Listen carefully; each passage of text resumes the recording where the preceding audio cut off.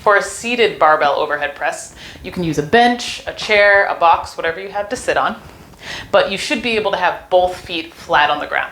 So it shouldn't be so high that you have to be on your toes or you're reaching for the ground. Your knees should be ideally even with your hips bent at 90 degrees.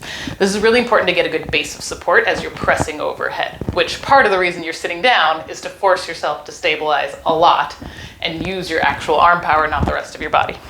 So you're gonna take the bar. It can be preloaded. It can be a barbell that you put weights on. Make sure you check the weight of the bar. Some are 35, some are 45.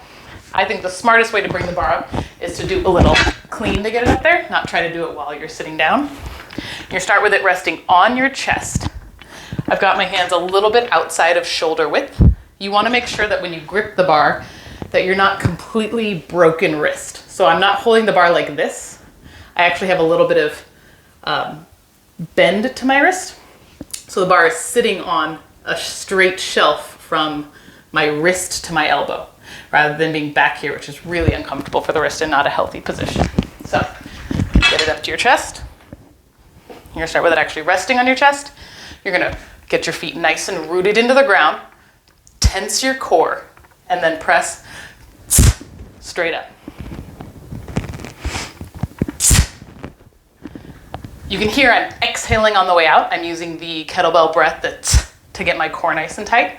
You don't want to be inhaling as you press. You want to exhale as you press. And the biggest thing is that you don't want to lean back.